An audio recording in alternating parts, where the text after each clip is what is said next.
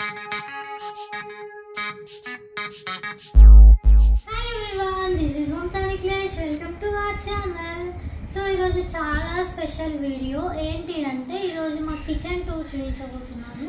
అయితే ఇందులో స్పెషల్ ఏముంది అని అంటే చాలా చిన్న కిచెన్.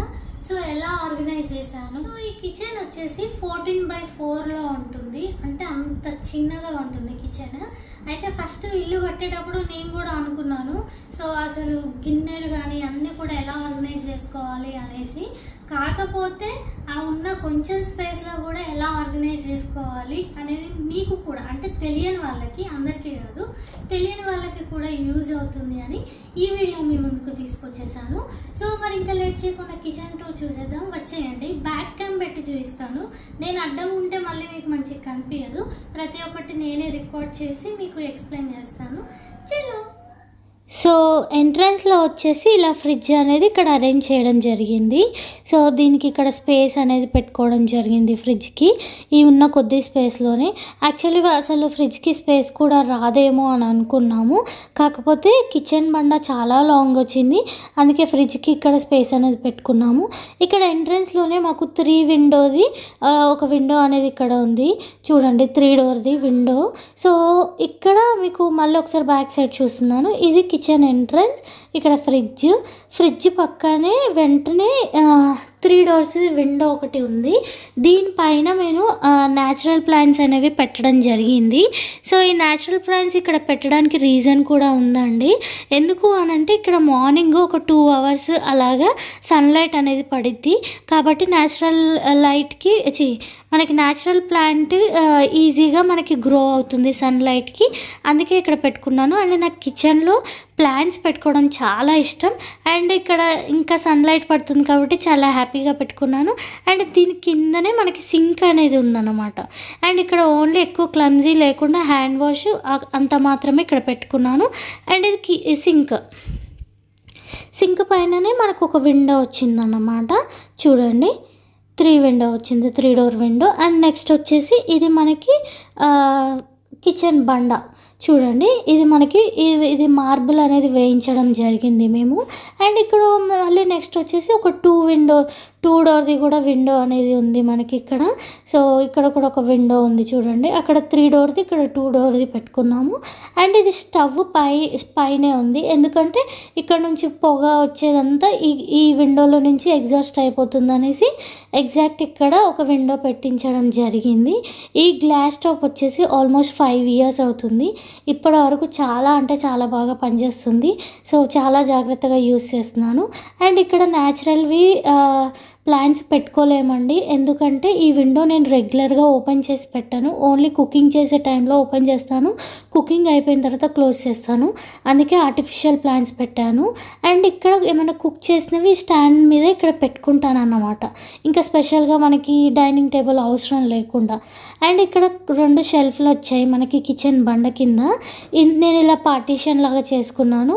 ఒక దాంట్లో వచ్చేసి అన్ని గ్లాసులు కానీ అలాంటివన్నీ, టిఫిన్ బాక్సులు అలాంటివన్నీ ఇందులో వచ్చేసి అన్ని ప్లేట్స్, చిన్న ప్లేట్స్ మూతలు ఉంటాం కదా, సో అన్నిటి బౌల్స్ పైన కానీ మనం గిన్నెల పైన పెట్టుకోవడానికి.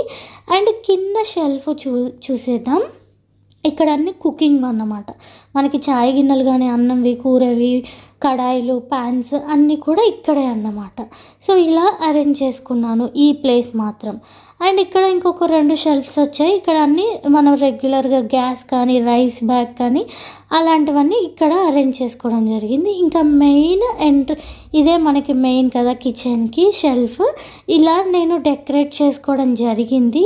ఒక్కొక్కటి చూపిస్తాను చూడండి. ఫస్ట్ షెల్ఫ్లో వచ్చేసి నేను అన్ని టీ కప్స్ అండ్ గ్లాసులు, సెరామిక్ కప్స్ అండ్ గ్లాసులు పెట్టి డెకరేట్ చేసుకోవడం జరిగింది. ఇవి చాలా అసలు యూస్ చేయనండి, చాలా తక్కువ యూస్ చేయడం, అందుకే పైన డెకరేట్ చేసేసాను.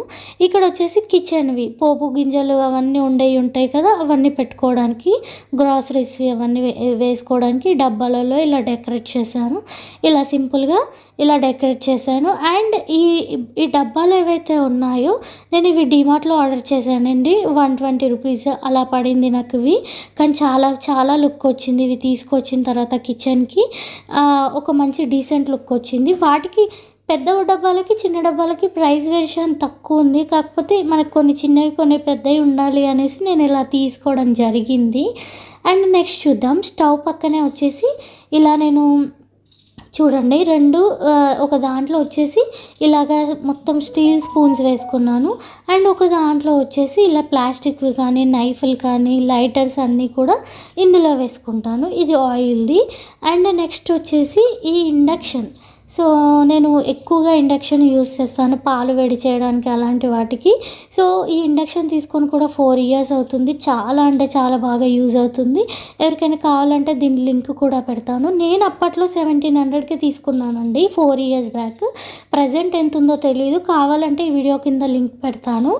అండ్ నెక్స్ట్ వచ్చేసి మన ప్లేట్ స్టాండ్ అండి. సో చాలామంది ఏంటంటే ఒక పెద్ద స్టాండ్ కొట్టేసి అందులో ప్లేట్స్ అవన్నీ పెట్టేస్తారు కదా, అది నాకు అంత బాగా అనిపించదు. కొద్దిగా డీసెంట్ లుక్ రావాలి అని ఇలా ప్లేట్ స్టాండ్లో డెకరేట్ చేసుకోవడం జరిగింది ప్లేట్స్ అనేవి. అండ్ నెక్స్ట్ వచ్చేసి ఇది జ్యూసర్. సో ఏదైనా జ్యూసులు కానీ ఇన్స్టెంట్గా ఏదైనా గ్రైండ్ చేసుకోవడానికి. అండ్ ఇక్కడ ఈ వైర్ ఏంటి అని అనుకోకండి, ఇప్పుడు క్రిస్మస్ కదా స్టార్ వైర్ కనెక్షన్ పెట్టాము టెంపరీగా, తర్వాత తీసేస్తాము. సో జ్యూసర్ పక్కనే వచ్చేసి ఎయిర్ ఫ్రైయర్. సో ఇది పిజియన్ బ్రాండ్ అన్నమాట. సో చాలా అంటే చాలా బాగా పనిచేస్తుందండి. మనము పిజ్జా ఆర్డర్ చేసుకొని ఒకవేళ చల్లగా అయినా హీట్ చేసుకోవచ్చు. ఏవైనా తెచ్చుకున్నా కానీ మనము పఫ్స్ అలాంటివి తెచ్చుకున్నా కానీ హీట్ చేసుకోవచ్చు. ఇన్స్టెంట్గా హీట్ అవుతుంది. అవన్ కొనలేము అని అనుకునే వాళ్ళకి తక్కువ ప్రైస్లో ది బెస్ట్ అన్నమాట. సో ఈ ఎయిర్ ఫ్రైయర్ అనేది దీని లింక్ కూడా పెట్టడానికి ట్రై చేస్తాను. ఎయిర్ ఫ్రైయర్ పక్కనే మిక్సీ పెట్టుకున్నాను. ఇక్కడ కింద మనం రెగ్యులర్గా యూస్ చేసేవి రైస్ అలాంటివి ఫ్రూట్స్ అలాంటివి ఉంటాయి కాబట్టి ఈ కింద షెల్ఫ్లో అరేంజ్ చేసుకున్నాను. చూడండి గ్యాస్ సిలిండర్ కానీ రైస్ కానీ అలాంటివి. సో సింపుల్గా ఈజీగా అసలు నేను చెయ్యగలనా లేదా అని అనుకున్నాను, అరేంజ్ చేయగలుగుతానా లేదా నీట్గా అని. సో ఇల్లు కట్టేటప్పుడు ఎందుకంటే కిచెన్ చాలా చిన్నగా వచ్చింది. ఎందుకంటే బెడ్రూమ్ హాల్ కొద్దిగా పెద్దగా రావాలి అనేసి కిచెన్ చిన్నగా కట్టించుకోవడం జరిగింది.